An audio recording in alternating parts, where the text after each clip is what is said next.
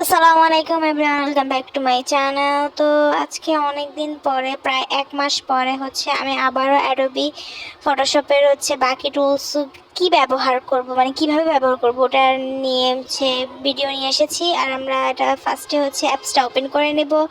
দেন আগের মতো আমরা কিভাবে কি করব, কিভাবে ছবি ওপেন করব সেটা আমরা করে নেব। এটা আর আমি দেখাচ্ছি না।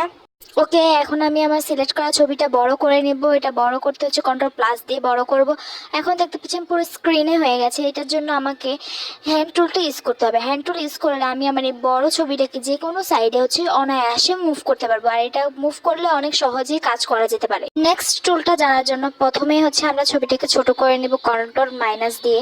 তারপরে এই ছবিটাকে বড় করতে হলে আমাকে দেখতে পাবেন যে হ্যান্ড টুলের পাশে জুম টুল থাকবে। ওটাতে কয়েকবার ক্লিক করলে এটা আপনার ছবিটা ছোট থেকে বড় হয়ে যাবে। এখন আমরা জানবো জুম টুলের উপরের টুলটা, যেটা ড্রপ টুলের মতো দেখতে। এখানে 3টা সেক্টর আছে, এই 3টা সেক্টরই আমরা এখন জানবো। ফার্স্টেরটা দিয়ে আপনি ইমেজের যেখানেই সিলেক্ট করুন না কারণ আপনার ফোরগ্রাউন্ড আর ব্যাকগ্রাউন্ডের কালার চেঞ্জ হয়ে যাবে। আপনি ইমেজে যে কোনো কালারে চুজ করলে এটা হয়ে যাবে। দেন সেকেন্ডটা এই টুলটা ব্যবহার করলে আপনার রঙের মধ্যে কোন রং কী মাত্রায়, মানে কী পরিমাণে ব্যবহার করা হয়েছে সে সম্পর্কে জানতে পারবেন। আর এটা আপনি সর্বোচ্চ 4টা পয়েন্টে ক্লিক করতে পারবেন, এর বেশি করতে পারবেন না। আর লাস্টেরটা আপনার এই টুল দিয়ে আপনি ইমেজে এক প্রান্ত থেকে ক্লিক করে অন্য প্রান্তে নিয়ে গেলে আপনি ওখানে এক্স ওয়াই উপরে দেখবেন, তারপর কৌণিক দূরত্ব, উচ্চতা, প্রশস্ত এগুলো দেখা যাবে। এর পাশে যে টুলটা আছে সেটি সবচেয়ে ইউজলেস টুল, মানে এটার কোনো কাজই নেই। এটা নোট টুল, বা এখানে একটা আছে অডিও করে রাখে, যেটার কোনো প্রয়োজন নেই আমি মনে করি আপাতত, তাই আমি এটা নিয়ে বিস্তারিত বললাম না। এই টুলটি পাথ টুল। এই টুলটি সম্পর্কে আমার আগের ভিডিওতে দেওয়া আছে। আপনারা যারা আমার আগের ভিডিও দেখেছেন তারা অবশ্যই জানেন এই টুলটি দিয়ে কী করে। এই টুলটি দিয়ে বিভিন্ন আকারে পাথ তৈরি করে, যেটা আমি এখন আর বিস্তারিত দেখালাম না। এখন দেখাবো কিভাবে এই পাথটা ডিলিট করবেন। আপনারা সরাসরি লেয়ার উপরে ক্লিক করলে ডিলিট করতে পারেন, আবার কন্ট্রোল প্লাস জেড ক্লিক করলে ডিলিট করতে পারেন। এখন আমরা টাইপ টুল নিয়ে আলোচনা করবো। এই টুলটি ব্যবহার করবো টেক্সট লেখার জন্য। তারপরে এই টুলটা মুভ করার জন্য আমরা মুভ টুল ইউজ করবো, সেটা দেখবেন একদম উপরে আছে। তারপর কন্ট্রোল প্লাস টি ক্লিক করার পরে আমরা এটা সাইজ অনুযায়ী এটাকে বড় ছোট, মানে আমরা যে প্রয়োজন সেটা করে নেব।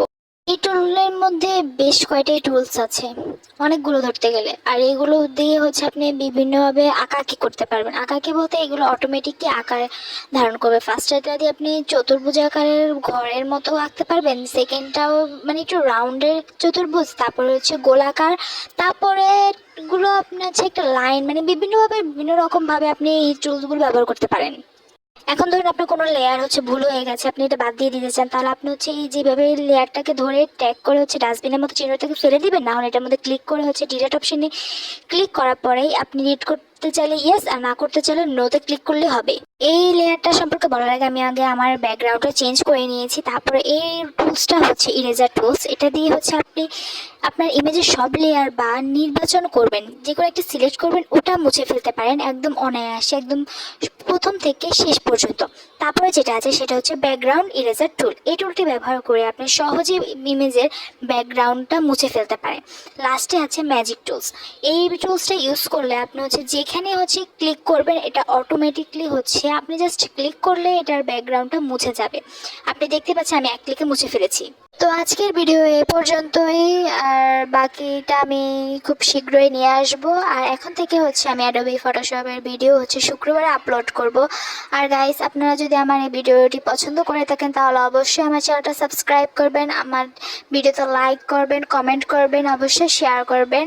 আর যদি কোনো কিছু আপনাদের জানতে হয় বা আপনারা কোনো কিছু বোঝেননি, এরকম কিছু হলে অবশ্যই আপনারা আমাকে কমেন্ট করে জানাবেন। আমি চেষ্টা করব আপনাদের কমেন্টের উত্তর দেওয়ার জন্য। তো আজকের জন্য আল্লাহ হাফেজ।